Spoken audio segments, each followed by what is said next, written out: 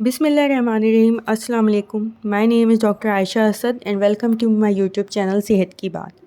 आज का जो मेरा टॉपिक है वो भी बहुत कॉमन मसला है औरतों का। अच्छा, मुझे ये भी मैसेजेस आते हैं कि आप सिर्फ औरतों के मसाइल पे बनाती हूँ, तो मैं क्या करूँ। औरतें ही हैं जो बेचारी अपने साथ लगी रहती हैं, फैमिली के साथ लगी रहती हैं, लेकिन डॉक्टर्स के पास नहीं जाती हैं। उन्हें ही सबसे ज़्यादा अवेयरनेस की नीड है और एजुकेशन की नीड है, ताकि वो घर बैठे अपने मसले को पहचान सकें, जान सकें कि जो उनके साथ हो रहा है वो नॉर्मल नहीं है। और शायद मेरी वीडियो देख के अगर कोई एक इंसान भी, एक औरत भी डॉक्टर के पास चली गई अपने इलाज के लिए, तो मुझे बहुत खुशी होगी। जैसे कि मेरी वो वीडियो थी पेल्विक प्रोलैप्स वाली। आप यकीन करें, मुझे अनगिनत औरतों के मैसेजेस आए कि डॉक्टर आपकी वीडियो देखी है तो हमें पता चला है कि हमारे साथ ये मसला हो रहा है, और हम नेक्स्ट डे ही डॉक्टर के पास गए हैं। तो औरतें जो है शर्म की वजह से या किसी भी मजबूरी की वजह से घरों में बैठी रह जाती हैं, बच्चों को देखती रहती हैं, लेकिन अपने ऊपर तवज्जो नहीं देती। तो मेरे चैनल का मोटिव ही ये कि मैं औरतों को एजुकेट करूं और उन्हें अवेयर करूं। तो आज हम लोग बातें करेंगे रसोली के ऊपर। यूटरस में फाइब्रॉइड्स हो जाना, जिन्हें आम ज़ुबान में बच्चादानी की रसोलिया या रहम की रसोली भी कहा जाता है, वो बहुत कॉमन है। और आप यकीन करिए, रसोली जो है ना, कोई उम्र नहीं देखती है। एक अनमैरिड लड़की से लेके 50 साल की औरत को भी ये मसला हो सकता है, इसमें कोई एज का बैरियर नहीं होता है। ये होता वैसे मोस्टली जो है ऐसी कोई ख़तरनाक मसला नहीं होता है फाइब्रॉइड में। ये बहुत कम ऐसा होता है कि कैंसर में कन्वर्ट हो। ये भी एक बहुत मिस इन्फॉर्मेशन है कि कैंसर बन जाएगी। ठीक है, अगर आपको इससे तकलीफ़ है, वो निकलवाना है या ना निकलवाना, वो तो अभी हम वीडियो में आगे चल के बात करेंगे। लेकिन इसमें बहुत कम चांसेस होते हैं कि कैंसर में कन्वर्ट हो। ठीक है, और ये तकरीबन 40% औरतों में देखी जाती है। और क्या एज कॉमन है? 35 से 40 साल या 50 साल तक की औरतों के बीच में ये ज़्यादा कॉमन है। रसोली बनती कैसे है? देखिए, ये थोड़ा मेरे लिए आप लोगों को समझाना मुश्किल है, लेकिन ये एक ट्यूमर की एक किस्म होती है। ट्यूमर जो है दो किस्मों के होते हैं, बिनाइन होते हैं, मैलिग्नेंट होते हैं। मैलिग्नेंट वो होते हैं जिसे हम लोग आम ज़ुबान में कैंसर कहते हैं, और वो फैलने वाले होते हैं। और बिनाइन वो ट्यूमर्स होते हैं जो कहीं फैलते नहीं हैं, सिर्फ अपनी जगह पे ही रहते हैं, और उससे हमारी लिए कोई ऐसा ख़तरा नहीं होता है, मतलब जानलेवा नहीं होते हैं। तो ये वो बिनाइन ट्यूमर की किस्म होती है। और मोस्टली ये तब फैलते हैं जब एस्ट्रोजन नामी जो है ना एक हार्मोन होता है, जब तक वो बॉडी में होता है तो ये ग्रो करता रहता है। और जब वो एस्ट्रोजन हमारी बॉडी में ख़त्म हो जाता है, जब औरतों को पीरियड्स आना बंद हो जाते हैं, मीनोपॉज की एज में चली जाती हैं, तो एस्ट्रोजन बॉडी में बनना ख़त्म हो जाता है। तो तब इसकी ग्रोथ भी कम हो जाती है और ये जो रसोली है सिकुड़ जाती है। ठीक है, तो इसलिए ज़्यादातर एस्ट्रोजन डिपेंडेंट ट्यूमर होते हैं। जब तक एस्ट्रोजन है, इनकी ग्रोथ होती रहती है। अब इसमें रिस्क फैक्टर्स क्या होते हैं? मोस्टली जो इसमें रिस्क फैक्टर्स है वो नली पेरिटी है, मतलब जिनकी औलाद नहीं होती है, जिन्होंने कभी कंसीव नहीं किया होता, उनके अंदर कॉमन होता है। ओबीस औरतें जिन्हें मोटापा हो, उसके अंदर कॉमन है। फैमिली हिस्ट्री, फैमिली में रन करता है। अगर माँ को है तो बेटी को होने का चांसेस है, बहनों को है तो आपको होने को चांसेस है। ये इस तरह फैमिली में रन करता है। बहुत सी इकसाम होती हैं इनकी। इंट्राम्यूरल फाइब्रॉइड होते हैं, सब म्यूकोजल होते हैं, सब सिरोजल होते हैं, पेडनक्लेटेड होते हैं, और सर्वाइकल होते हैं। इसमें से मोस्ट कॉमन जो होता है ना, वो इंट्राम्यूरल होता है। इंट्राम्यूरल से मुराद ये है कि वो जो बच्चादानी की लेयर्स है ना, उसके अंदर है। ठीक है, और सब म्यूकोजल जो है, बिल्कुल म्यूकोजा एक लेयर होती है अंदर, उसकी तरफ पाया जाता है। और सब सिरोज़ा जो है बाहर की तरफ होता है, बच्चादानी से बाहर लगा हुआ होता है। पेडनकुलेटेड का मतलब ये होता है कि वो एक, समझ लें, टेल बना के लटक रहा होता है। ठीक है, और सर्वाइकल वो होता है जो बच्चादानी के मुंह से लटक रहा होता है। अच्छा देखें, जो सब म्यूकोजल फाइब्रॉइड मैंने आपको बताया ना, जो म्यूकोज़ा के अंदर, जो लेयर के अंदर होता है यूट्रस की, ये पूरी जो एंडोमेट्रियम अंदर से बच्चादानी की लेयर होती है ना, उसे ख़राब कर देता है। तो इसमें इनफर्टिलिटी के चांसेस ज़्यादा होते हैं ऐसी औरतों में, कि प्रेगनेंसी होने में बहुत मुश्किल होती है। तो इसलिए ये हम लोग प्रेफर करते हैं कि अगर ऐसी औरतें प्रेग्नेंट होना चाह रही हैं, तो पहले, अगर सब म्यूकोजल वाला फाइब्रॉइड है ना, तो डॉक्टर्स ये एडवाइस करते हैं कि बेबी आप ये पहले निकलवा दें, उसके बाद फिर आप प्रेगनेंसी की ट्राई करें। या कोई आईवीएफ की तरफ या किसी ऐसी टेक्निक की तरफ जाना चाहता है, तो उन्हें भी ये प्रिस्क्राइब किया जाता है कि पहले आपका ये हम ऑपरेशन करेंगे, उसके बाद फिर आपका हम आईवीएफ करेंगे। साइंस एंड सिम्टम्स क्या होते हैं? रसोली हो गई है, कैसे पता चलेगा? 75% तो एसिम्टोमेटिक होते हैं, मतलब इसकी कोई निशानी ही नहीं होती है। पता ही नहीं चल पाता औरतों को। लेकिन कुछ ऐसे सिम्टम्स होते हैं जैसे एबनॉर्मल ब्लीडिंग हो रही है, कभी भी ब्लीडिंग स्टार्ट हो जाए या स्टार्ट हो तो रुकने का नाम ना ले, ठीक है। मल्टीपल टाइम्स ये इशू हो ब्लीडिंग का, बच्चा ना हो रहा हो, बच्चा ठहर ना रहा हो, इसके अलावा बार बार मिसकैरेजेस होना, ठीक है। इसके अलावा अगर आपको महसूस होता है कि आपके मसाने पे कोई दबाव है, अंदर वज़न का फ़ील होना, प्रेशर सिम्टम्स हैं, या फिर कब्ज़ का बार बार होना, ठीक है। तो ये सब जो है ना सिम्टम्स होते हैं कि हमें फिर अगर पेशेंट हमारे पास इन किसी भी चीज़ के साथ आ रहा है तो हम फिर उसे रूल आउट करें कि ऐसा क्या मसला है।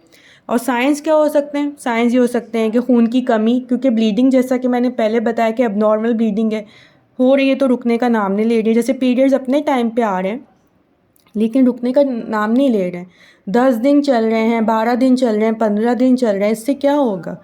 वीकनेस तो होगी, लेकिन सबसे पहले तो आपका खून कम हो जाएगा, ठीक है। तो खून की कमी होना, फिर जो यूटिरस जो है ना, हमें जब हम लोग मरीज़ को लिटा के चेक करते हैं, हमें खुद ही, बल्कि मरीज़ को खुद भी फील होगा कि पेट उसका भरा हुआ है, नॉर्मल नहीं है, एक अजीब सा इनलार्जमेंट है पेट में। फिर टेंडरनेस फील होगी, सख्त सा पेट लगेगा, ठीक है। और इसके अलावा हम लोग बाकी सब चीज़ों को रूल आउट करते हैं, फिर तो वो डॉक्टर का काम है। लेकिन अगर आपको इनमें से कोई भी साइंस और सिम्टम्स फील हो रहे हैं तो प्लीज़ फ़ौरन डॉक्टर के पास जाएं, इन चीज़ों को इग्नोर नहीं करें। अब बात करते हैं, रसोली तो हो गई, आगे इसकी क्या कॉम्प्लिकेशंस हैं। कॉम्प्लिकेशंस ये हो सकती है कि इन्फेक्शन हो सकता है। इन्फेक्शन भी ज़्यादातर जो है सब म्यूकोजल फाइब्राइड के साथ कॉमन होता है। टॉर्जन हो सकता है, मतलब मुड़ सकता है फाइब्राइड, तो एक एमरजेंसी बन जाती है कि फ़ौरन ऑपरेशन करना पड़ता है, ठीक है। और प्रेगनेंसी हो जाती है अगर, तो प्रेगनेंसी में अक्सर ये होता है कि अगर बड़ा फाइब्राइड है तो बच्चे की पोजीशन उल्टी होती है, या फिर मिसकैरेजेस हो जाते हैं, प्रेगनेंसी ठहरती ही नहीं है, ठीक है।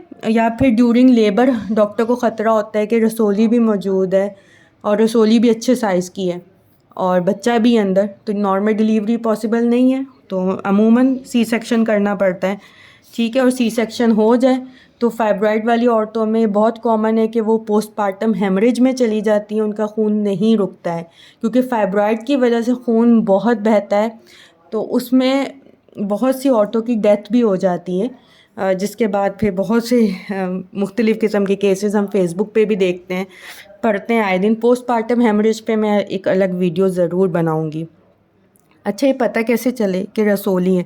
इन्वेस्टिगेशंस क्या करवानी है, टेस्ट क्या करवाना है?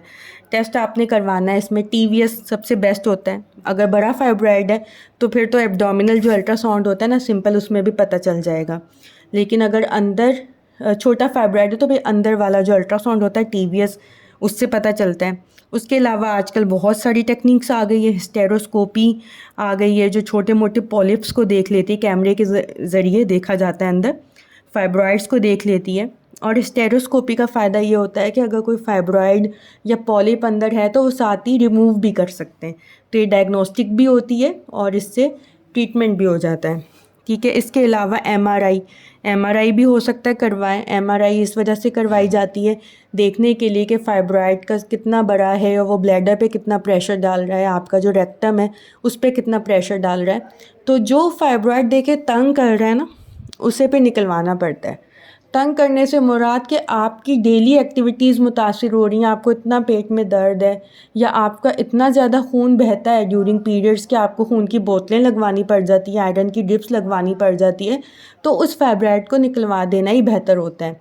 या फिर फाइब्राइड का जो साइज़ है वो तेज़ी से इंक्रीज़ हो रहा हो तो वो अच्छी अलामत नहीं होती है। इट मीन्स कि खुदा न खास्ता आगे जाके वो कोई मेलिग्नेंट तौर पे भी कन्वर्ट हो सकता है, कैंसरस भी हो सकता है। इसलिए बड़े फाइब्रॉइड को और तंग करने वाले फाइब्रॉइड को निकाल देना ही बेहतर होता है, और इसमें ऑपरेशन ही मोस्टली किया जाता है। इसके अलावा कुछ दवाइयाँ भी होती हैं, लेकिन दवाइयाँ जो हैं वक्ती तौर पे फाइब्रॉइड को सिर्फ श्रिंक कर सकती हैं, मुकम्मल ख़त्म नहीं कर सकती हैं, ठीक है। जैसे अगर खून किसी का बह रहा है बहुत ज़्यादा तो हम ट्रांजमिक एसिड, ट्रांजमिन वगैरह ऐसी दवाइयाँ दे देते हैं, पॉन्स्टोन दे देते हैं कि खून थोड़ा रुक जाए, मरीज़ थोड़ा बेहतर हो जाए, इसका एनीमिया रिकवर हो जाए, खून की कमी ठीक हो जाए, तो हम इसका ऑपरेशन कर देंगे।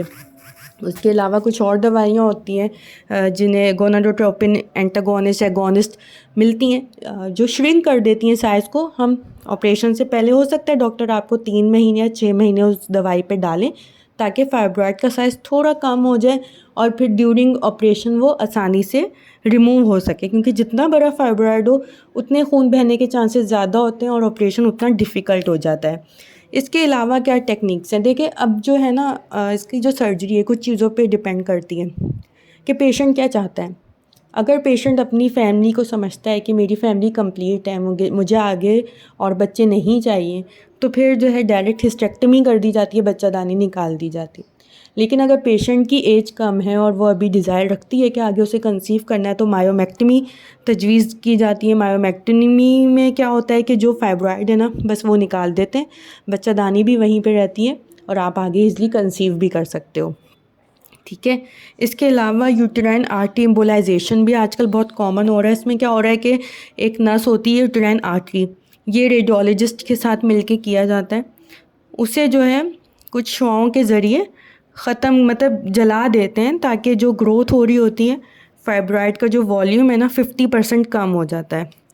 लेकिन ये बहुत एक्सपेंसिव होता है तो काफ़ी मरीज़ इसे ऑप्शन में नहीं रखते हैं और इसमें आगे कोई ऐसी गारंटी नहीं होती है कि आगे होगा या नहीं होगा। और बाकी देखिए कुछ फाइब्रॉइड्स जो है ना रिकरिंग होते हैं, मतलब ये दोबारा भी हो सकते हैं। ऐसा नहीं है कि आपने एक बार मायोमेक्टमी करवा लिए तो आगे नहीं होगा। तो वो औरतें जो बेऔलाद होती हैं उन्हें यही होता है कि जैसे ही उनकी मायोमेक्टमी कर दी जाती है उसके बाद डॉक्टर उन्हें यही कहते हैं कि जैसे ही आप थोड़ा रिकवर हो जाएंगी ना अपने ऑपरेशन से तो हम आपके बच्चे का इलाज शुरू कर देंगे। इसलिए ताकि जितने साल वरना गुजरते जाएंगे फाइब्रॉइड के दोबारा आने के चांसेस बढ़ते जाते हैं। तो इसलिए मायोमेक्टमी के बाद अमूमन 6 महीने तक का ही वेट किया जाता है। उसके बाद डॉक्टर उनके बच्चों का औलाद का ट्रीटमेंट स्टार्ट कर देते हैं। मुझे उम्मीद है कि वीडियो आप सबको बहुत अच्छी लगेगी। बातें तो बहुत सी हो सकती हैं लेकिन वीडियो का टाइम फिर बहुत लंबा हो जाता है जो सुनने वालों के लिए भी फिर मज़ीद बोरिंग लगता है। तो अगर कोई भी आपका सवाल है इस वीडियो के कमेंट सेक्शन में पूछ सकते हैं और मुझे इंस्टाग्राम पे फॉलो करें and join my Facebook group. अल्लाह हाफिज़।